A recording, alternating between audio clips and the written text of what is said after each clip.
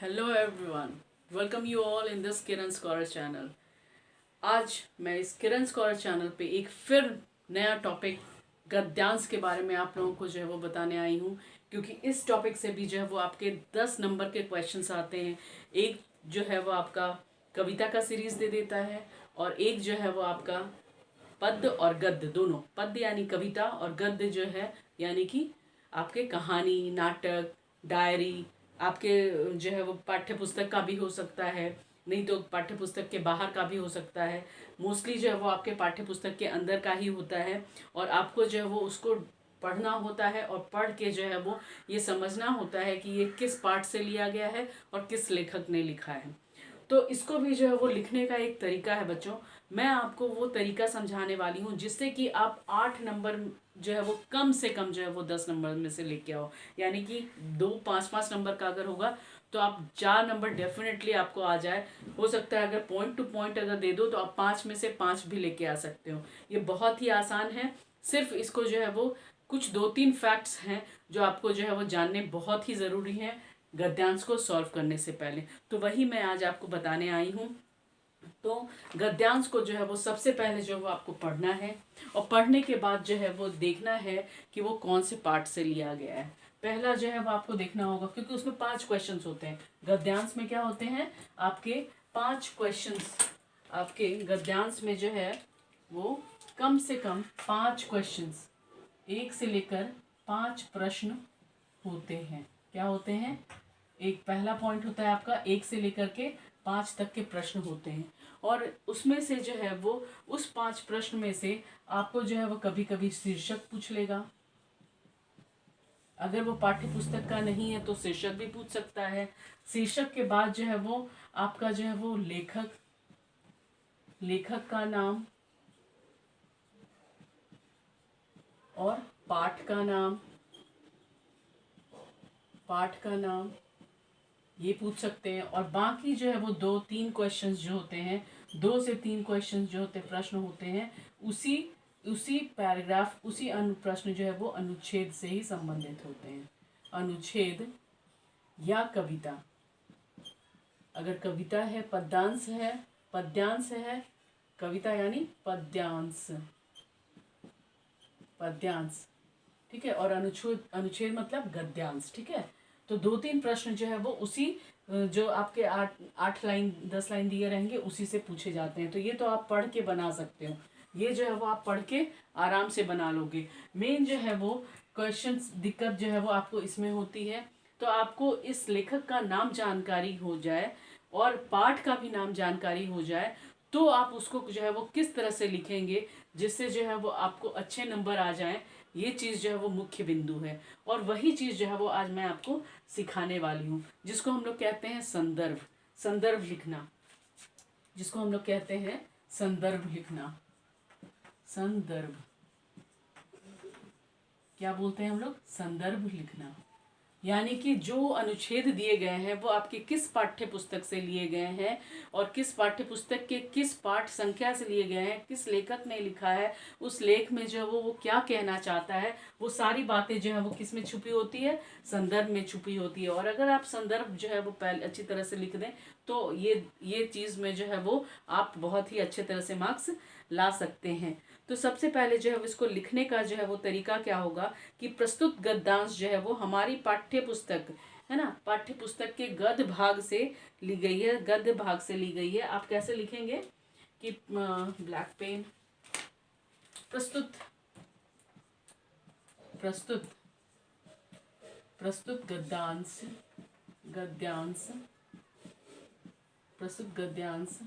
हमारे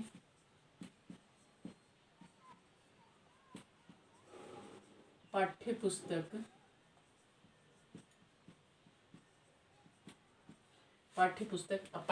का नाम भी अगर आप लिख दें तो बहुत अच्छा होगा।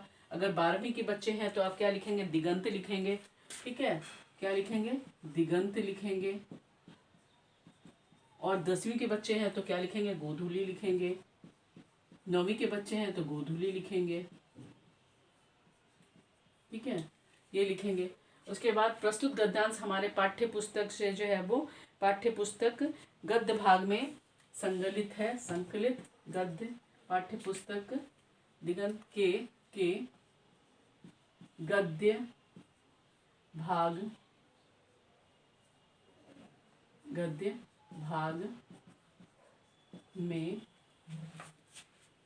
में संकलित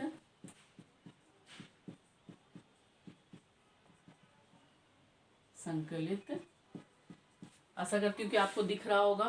संकलित है तथा हिंदी के, है ना, संकलित है यह गद्यांश हिंदी के सुविख्यात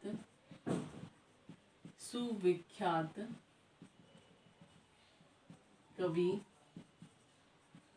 अब मान लीजिए आपके पास नाम नहीं मालूम है ना, अब आप किसी को नाम नहीं मालूम हो रहा, तो आप ये फॉर्मेट भी अगर लिख देंगे तो आपको बहुत 2-3 नंबर का अगर हो तो 1 नंबर तो आ ही जाएगा।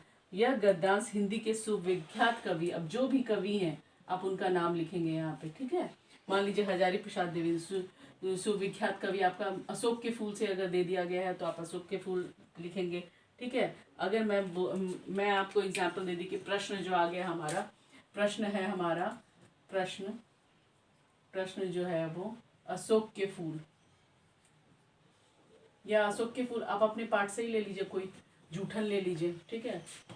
जूठन इसका लिखा हुआ है, ओम प्रकाश वाल्मीकि का है, ठीक है। आपको ये मालूम है तो आप इसी को फॉर्मेट में बिठाएंगे, ओम प्रकाश वाल्मीकि, है ना, वाल्मीकि, इसी को करेंगे हम लोग। हाँ, गद्य भाग में संकलित है यह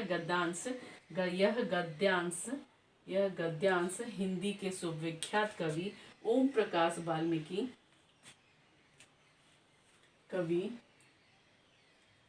ओम प्रकाश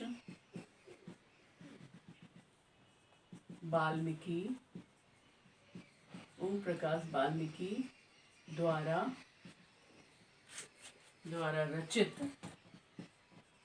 रचित पाठ संख्या, आप पाठ संख्या का नाम डाल देंगे अगर याद है तो, ठीक है। पाठ संख्या जूठन से ली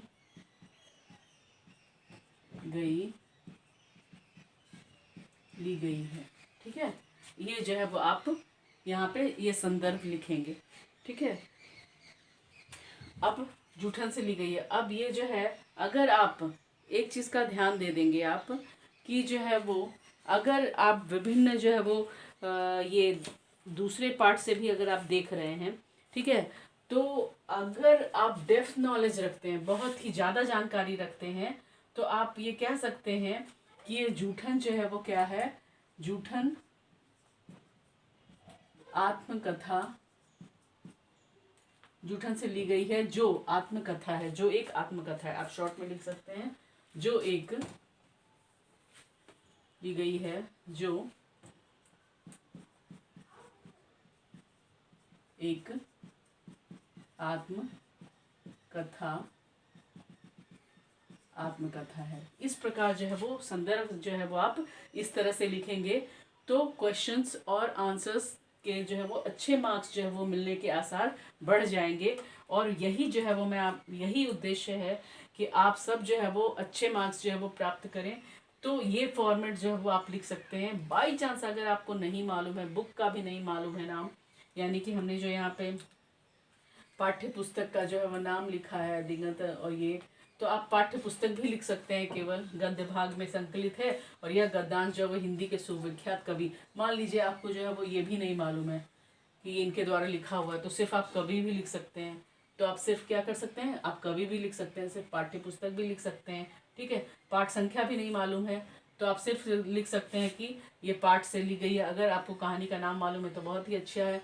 अगर ये 4 चीज़ अगर आप बता देते हो कि पाठ्य पुस्तक, तो आप सबको मालूम हुआ कि आपकी पाठ्य पुस्तक का नाम क्या है, ये तो सबको मालूम है। दिक्कत यहाँ आती है कि लेखक और कवि की, यहाँ संख्या की बात और यहाँ ये आत्मकथा की संख्या भी आपको, अगर आपको पता चल जाएगा कि वो जूठन से ली गई है तो आप ये तुरंत बता सकते हैं कि 9वें में है कि 10वें में है।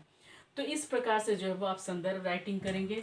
उसके बाद जो है वो पहला प्रश्न हो जाएगा आपका, पहला प्रश्न हो जाएगा, फिर दूसरा प्रश्न का जो है वो उत्तर आप यहाँ पैराग्राफ से देंगे, पैराग्राफ से देंगे, यहाँ पे ये करेंगे ऐसे करके, यहाँ से जाएंगे, फिर जो है वो दूसरी लाइन जो आप यहाँ से लिखेंगे, ऐसे करके जो है वो आप कम शब्दों में जो है वो आप अपना आंसर देंगे। इसी तरह करते करते जो आप तीसरा भी देंगे, चौथा भी देंगे और पांचवा भी देंगे। तो ये तीसरा चौथा पांचवा मैं इसलिए नहीं बता पा रही हूँ क्योंकि आपको जिस प्रकार के जो है पैराग्राफ दिए जाएंगे आप उसी प्रकार का जो है वो आंसर उसी पैराग्राफ से ढूंढ करके लिखेंगे। लेकिन संदर्भ चाहे ये गद्य हो या पद्य हो, ये संदर्भ राइटिंग जो है वो आप इस तरह से ही लिखेंगे। इससे जो है वो बहुत ही अच्छा प्रभाव पड़ता है और आपको अच्छा मार्क्स मिलने के आसार बहुत बढ़ जाएंगे। तो आशा करती हूँ कि जो है वो गद्यांश का जो है वो जो आपके 10 नंबर का होता है, अगर कविता और पद्य दोनों से दे दिया जाए तो वो 10 नंबर का होगा, नहीं तो 5 नंबर का तो एकदम आता ही आता है। आप उसको इस प्रकार से लिखें तो आप बहुत ही अच्छे तरह से जो है वो मार्क्स प्राप्त कर पाएंगे और बहुत ही अच्छा परसेंटेज आप हासिल कर पाएंगे। तो बेस्ट ऑफ लक एवरीवन, अपनी तैयारी में जुटे रहिए, स्वस्थ रहें, मस्त रहें और तैयारी के साथ ज़बरदस्त रहें। यही किरण स्कॉलर की जो है वो विशेष है। Just keep learning, keep practising. Thank you very much.